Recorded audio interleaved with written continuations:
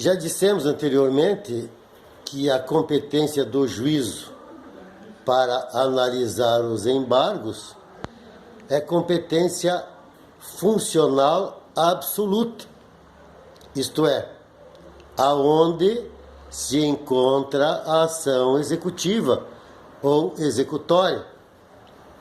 Via de regra, nós temos que opor os embargos no mesmo juízo da execução. Mas daí vem a seguinte questão: e se o devedor for citado em outra comarca e lá for empenhorado os bens, qual é o juízo para a oposição de embargos? O juízo deprecante, que vocês já aprenderam em alguma matéria, que é o juiz que expede a carta precatória pedindo diligência para outro juiz de outra comarca, ou então será o juízo deprecado, que recebe a carta precatória para cumprir a diligência. Neste caso, tanto faz opor os embargos no juízo deprecante quanto no juízo deprecado. No entanto, o julgamento dos embargos será feito pelo juízo da execução. Ele será o competente para julgar esta demanda. Então, esta é a competência do juízo da execução para receber, processar e também para julgar a carta precatória.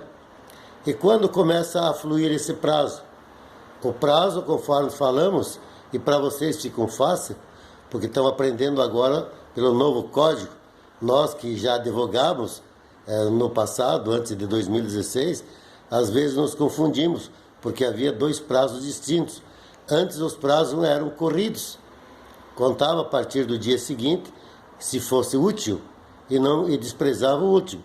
Agora é 15 dias, mas são 15 dias úteis para oferecer o embargo, ou seja, a oposição, tem até mesmo o pedido de parcelamento, né? No mais, a execução é um procedimento em que tão somente a parte pede ao Poder Judiciário, requer ao Poder Judiciário que faça com que o devedor providencie no pagamento. Foi assim que o legislador quis fazer com que você apenas provocasse o jurisdicional e o Estado fizesse tudo por ti para que o devedor pudesse efetuar o pagamento. Inclusive a constrição, o gravame dos bens pertencentes ao devedor para garantir a execução. A defesa dos embargos pode ser qualquer espécie de defesa, à luz do artigo 917 do CPC, principalmente a inexigibilidade do título. E lembra que eu falei a vocês que quando muitos leigos precisam realizar um negócio jurídico, procuram um despachante e não o advogado. Digamos que alguém faça um contrato de promessa de compra e venda e o comprador emite uma nota promissória ou até mesmo um cheque para ser cobrado em 120 dias. No entanto, se o contrato for bem formulado, quem o redigiu vai condicionar que esse cheque ou esta nota promissória só será exequível quando ele transferir a escritura do bem ou na data da transferência da escritura do bem. Pois bem, se não constou no contrato, aí você vai executar esse título como título executivo e eu vou opor os embargos dizendo que aquele que não cumpriu com a sua obrigação não pode exigir o cumprimento da outra obrigação. Via de consequência, esse título é inexigível, inexequível. Não pode ser executado porque ele está o quê? Ele está atrelado ao cumprimento de outro compromisso. Ele é inexigível. A obrigação não pode ser exigível.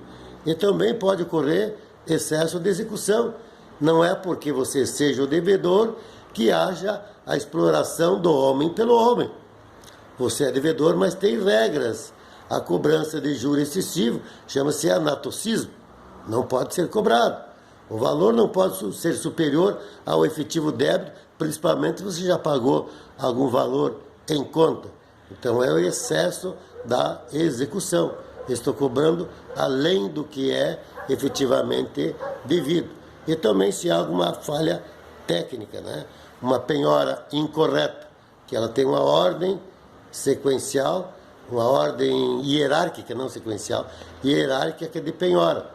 Penhora determinados bens, depois outros bens, depois outros bens, depois outros bens, e assim ele traz um elenco de relação da ordem de penhora. Essa ordem, em regra, não pode, ser alguma ser violada, né?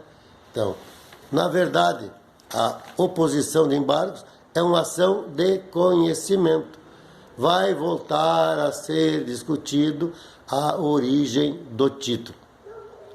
Dito isso, eu quero dizer para vocês que na atividade advocatícia, sempre quando somos procurados para buscar o recebimento de determinado valor, a preocupação do credor é saber quanto tempo vai demorar.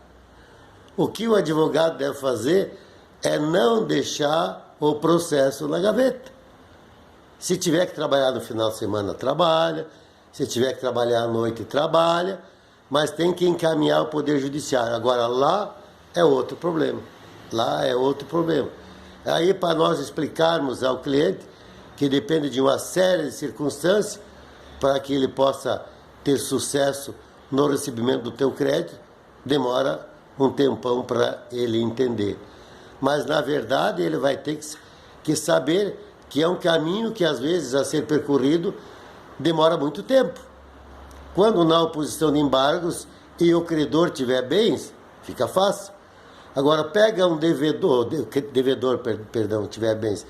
Agora, pega um devedor esperto, que, embora sabendo que a litigância de má-fé lhe causa agravame, lhe causa mais despesa, lhe causa mais prejuízo, e mesmo assim ele procura, de todas as formas, de todos os aspectos, ocultar bens, começa a ficar difícil. O credor tem que prestar as informações, qual é os bens, procurar fora da comarca, aonde encontrar. E depois vem a outra briga da avaliação. A avaliação nem sempre é aceita pelo devedor e até mesmo pelo credor. Sempre alguém puxa a brasa para sua sardinha. E aí vem aquela celeuma. Discute-se o valor do crédito, discute o valor da avaliação, discute se o título é exigível ou não, discute se efetivamente é devedor ou não, e aí começa aquele dilema do processo de conhecimento que é normal, onde vai se produzindo provas até que o juiz possa ter elementos para proferir um veredito. Com isso, meus amigos, e minhas amigas, nós estamos bastante adiantados no nosso conteúdo.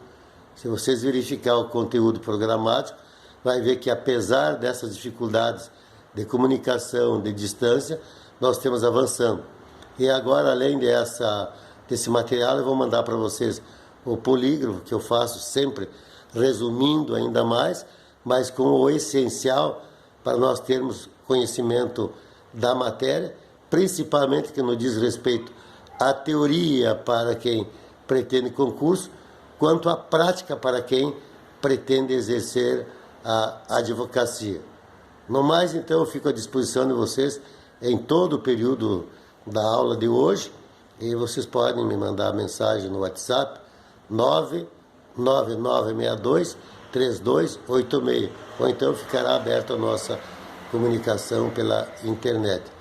Um abraço para todos e eu vou encaminhar também o polígrafo. Boa noite.